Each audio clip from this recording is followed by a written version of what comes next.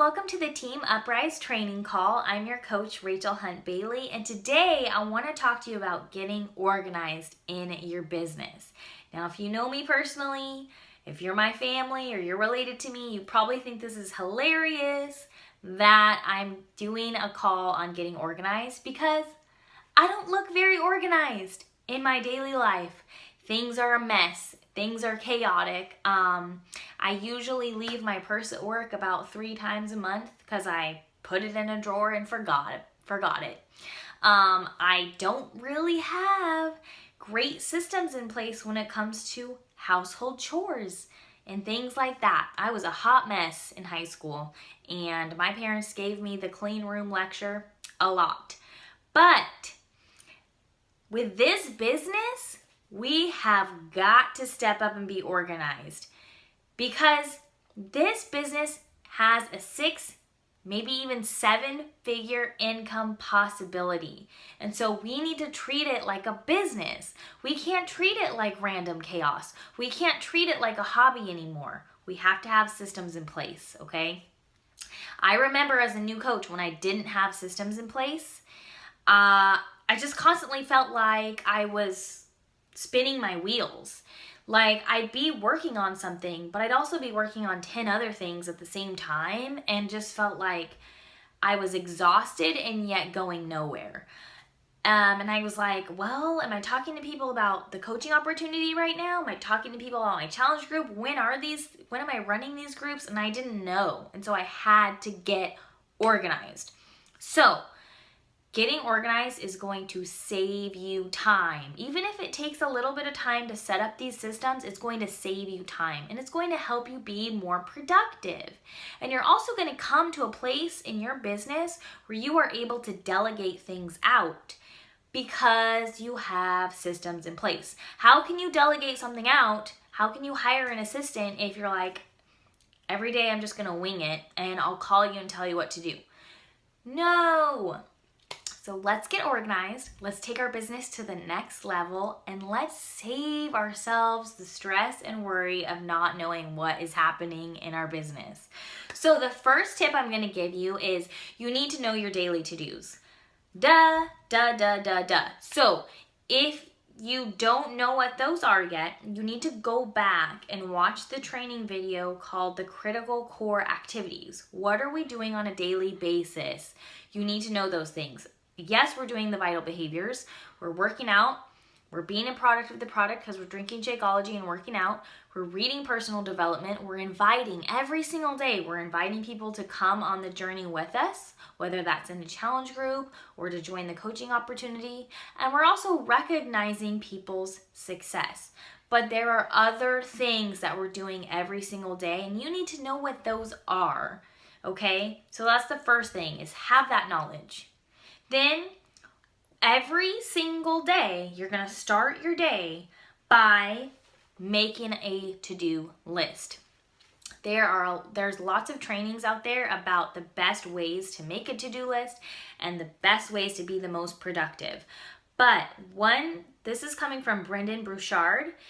The best system is to work 50-minute chunks of time. So in the morning when I sit down, usually what I do is I map out my day in terms of hours. What am I doing from 6 to 6:50? What am I doing from 7 to 7:50? What am I doing from 8 to 8:50, etc. So research has shown that the best, most productive people work 50 minutes and then take a 10-minute break. And then they come back and they work 50 minutes and they take a 10-minute break. You can do your own research on this. I'm just letting you know that is the best system. So map out your day. Very first thing, what are the hours that you're going to work and where are you going to plug in those 50-minute chunks? And write down what you're going to be working on. It's good to say I'm going to work my business from 6 a.m. to 6:50 a.m.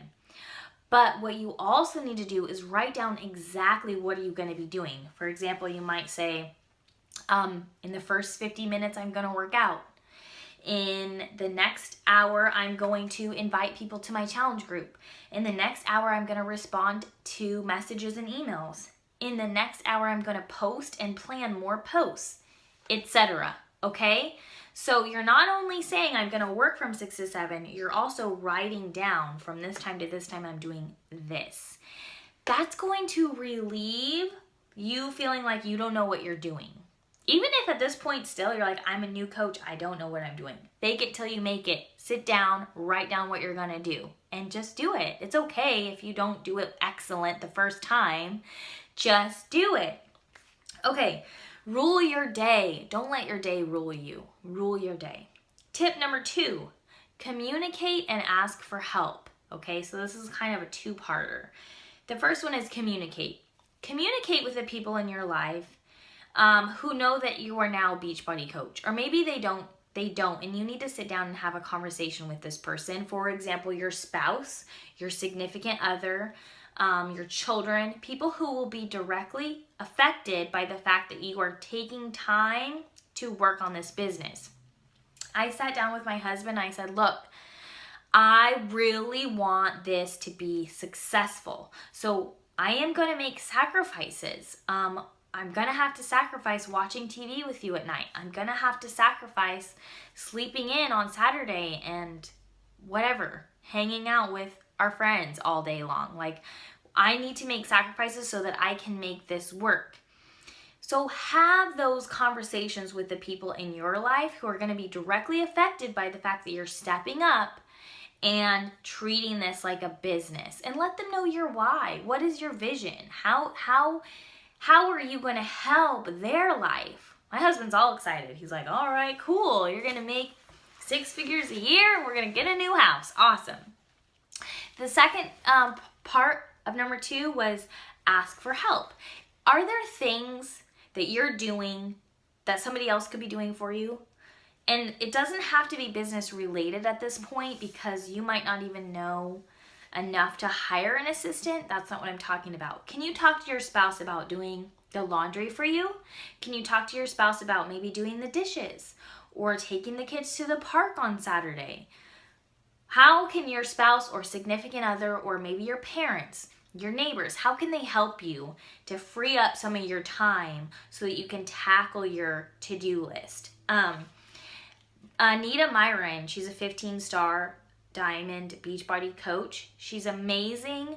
She, in her very first years as a Beachbody coach, when she was like brand new, Emerald, didn't know what she was doing, she said she got a YMCA gym membership, even though she was doing Beachbody workouts at home. She paid her $45, I think it was a month, for a YMCA gym membership. And she would go to the gym, put her kids in the daycare at the gym, and work her business for 2 hours. So that's a possibility. If you're like, I can't even afford a nanny, $45 a month for you to work your business for 2 hours a day, that's an amazing tip. So whether it's you have a full-time job, or you have kids, or you're trying to figure out like, where am I plugging in this time to work on my business, ask for help. Get your parents to come over and watch the kids. Have your spouse take them somewhere. I give up my lunch hours. I used to really enjoy eating my lunch in the staff lounge with my coworkers, because my coworkers are awesome. They're like the best part of my job. I love them. But I want to take my business to the next level. So you know what? I don't eat lunch in there anymore. I stay in my classroom and I get work done on my business for that hour. That hour is business related. Okay, so talk to your spouse. Delegate out things that you can. I like I said earlier in this video, I am terrible when it comes to my house. Like, it's always the last thing I even want to think about, and so my house is a mess. I do have a house cleaner come once a week. And I only pay her like $40. I'm not like gypping her. That's what she wants. She wants $40 for 2 hours of work. Do you know how amazing that is? Like, I gladly pay her that $40 to be able to work on my business and come back and have a clean house, like spotless. Everything's picked up. There's no dirt on the floor. My bathtub is scrubbed. And I paid her $40 and I got a ton of work done on my business.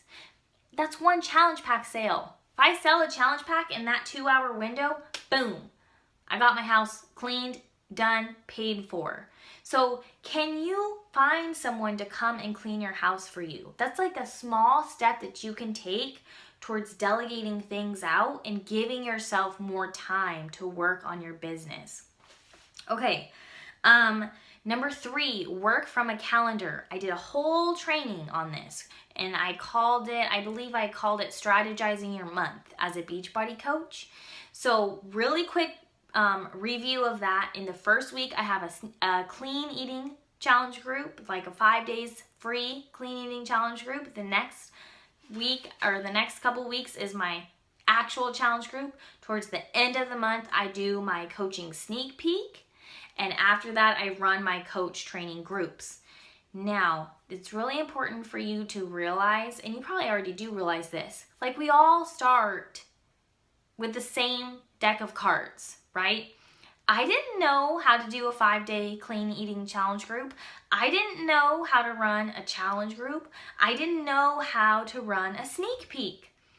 But I started doing these things on my own anyways because I wanted my team to look at me like I was the leader of our team. And that's really important. In my first few months as a Beachbody coach, I did rely heavily on my coach, and I plugged people into her trainings and her clean groups and her challenge group. But you know what? None of those people are still active coaches. The people who I have trained myself who are on my team are still with me. And I think there's something to be said for that information coming from you to your followers. People don't join Beachbody because maybe they do, maybe they're all about Beachbody, but a lot of it is relational. So can you step up and start running these things on your own? The answer to that is yes. I'm here for you. I'm here to help you, answer questions for you. I'm definitely here if you're like, I just can't run a coach training group at this point. That is not a problem. I'm going to help you. But step up and do it yourself because number 1, you can. Number 2, it's going to help immensely with getting your followers to become lifers and to follow you on your journey forever. It's going to be really important that all of that information is coming from you. Okay, number 4, do videos. This took me a long time, you guys. I've been a coach for a year and a half, and I did like one video my 3rd month as a coach because I thought, well, I should probably be doing this. Freaked me out, and I didn't do it again for the longest time. But you know what I can say now that I've been doing this? It's really not that scary. It really wasn't hard. I think sometimes I make things complicated. Like I'm like, oh, I'll have to figure out how to use YouTube. That seems really hard. I sound like I'm like 60 years old, but that's how I feel when it comes to technology. Like it freaks me out. I think it's going to be so complicated. And then I do it and I'm like, oh, like you literally just click on the video sign and upload a video. It's so easy. Make videos and put them on YouTube for lots of reasons. So the first and most obvious is it's going to save you time. Yes, I'm spending time making this video, but guess what? I never have to make it again. And anytime I want to use this video to train coaches, I copy the link and I paste it in the group, or I send it directly to a coach. So yes, it takes time to make the video, but it's going to save you hours upon hours upon hours because you're not going to have to re-explain yourself every single month when you have a new coach. You can reuse the video, okay? And another reason is people surf YouTube all the time and they might stumble across your video and decide to join you. You might be doing a video for a challenge group. Maybe it's going to be like a clean eating video, how to or something. People are going to start watching that because they're curious. They might become a follower of yours. And so do videos. They work and they save you time. Tip: anytime a coach asks you a question or a challenger asks you a question, take time to sit down with your camera and do a quick video. because you can send it to them and they'll get a lot more out of a face-to-face, so to speak, conversation. They'll really get a lot more out of that than just a text message or some sort of a comment. And then that video is always there. Because if one challenger had that question, probably more do. If one coach had that question, probably more do. So now you have that video forever on YouTube and you can send it to people. Okay, which is going to lead into my next tip, which is reusing content. Okay, so once you do your challenge group once you do your coach training group once, reuse that content. There's no reason why you need to reinvent the wheel every single month. You don't need to. So you're going to develop systems that are going to help you recycle content, reuse content, and then reduce stress. Remember that little rhyme, recycle, reduce, reuse? So I'm saying recycle, reuse, and then you're going to reduce your amount of work and reduce your amount of stress, okay? All right, so what are these systems that are gonna help us recycle content? Number one is very obvious, YouTube. YouTube, it's up there forever, baby, unless you decide to go in and take it down. The second way, this is huge. I really rely heavily on Google Drive. So once I run a group, let's say a clean eating challenge group, I'm going to take all of those posts, copy and paste them into a Google document. Because Google document is with you wherever you are. You do not have to have your laptop with you. So if, like at first, I had all my documents on my laptop, well, what if I went to work and I forgot my laptop? Well, gosh, now I can't post my content that was already pre-made. So now that it's in Google Drive, I can access it from any computer, any phone, any device, anywhere, as long as I sign into Google Drive.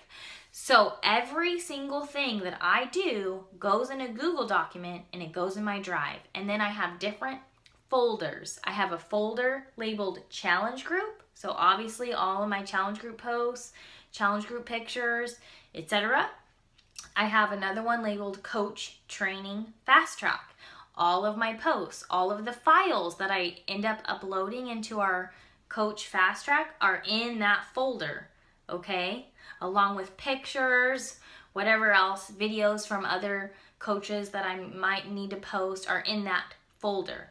And then I have another folder that's mostly just like free stuff, free information that I'm going to give people, like my workout routine. And one time I gave people little Christmas packages with Shakeology and my business card and a little written up thing about how they could join my challenge group. And so anything else, I have a folder for that, free stuff. So everything is in a folder and it's always there for me. That is going to save you so much time. You don't need to redo your challenge group every single month. You don't need to redo your coach training group every single month. Do it once, do it really well. Now your first one, you might be like, that didn't go well and I don't like that content. Then obviously you're gonna redo it. But once you get your content to where you're like, it's good, I like it, it's fine, then you can put it in your Google Drive, put it in an organized folder so you know where everything is, and then you can just reuse it every single month. Okay, last thing, tracking. This also is in my Google Drive and I use Google Sheet. Now, you've heard other coaches use a different system. Some of them use Go for No, others of them use Excel, whatever. It doesn't matter. Whatever system works for you, you're going to start tracking people that you're talking to. Why? Because you think you'll remember everybody and you won't. And I was one of those stubborn coaches that was like, I'll remember everybody.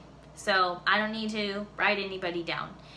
And it's funny because I just recently decided I better start tracking people. And so I went back and I had to scroll through, I don't even know how many messages on Instagram, because I went back to all these places, where have I been talking to people? I'm gonna actually write down their names.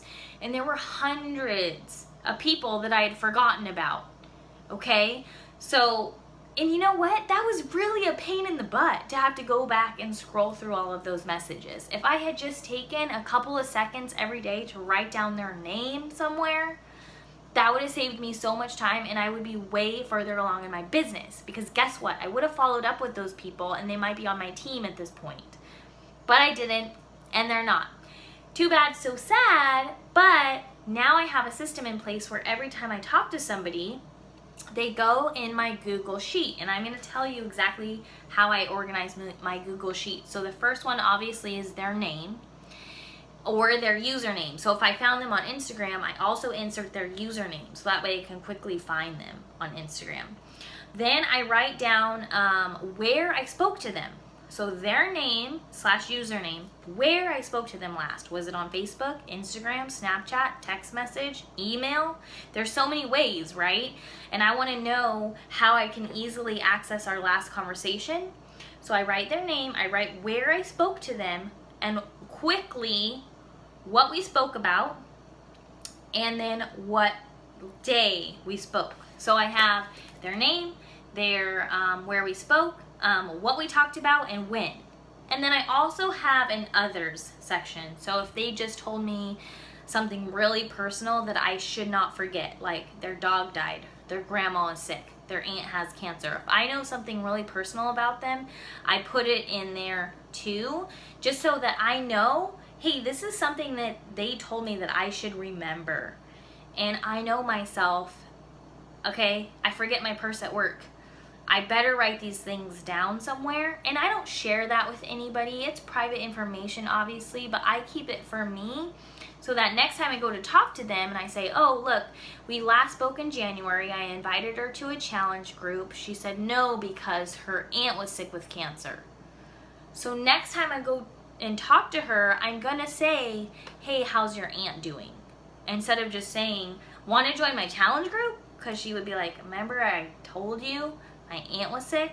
So I will post, obviously I won't post people's names or like the issues that they have going on, but I'll share with you my template for how I track people. And again, I use Google Sheet because it's easy, it's everywhere, I can access it anywhere from any device, and it updates automatically. I never have to remember to save it. It saves itself because it's Google. Okay, so I think we hit everything. So if you guys have any questions more about getting organized as a Beachbody coach, let me know, because obviously I want to be able to help you get organized.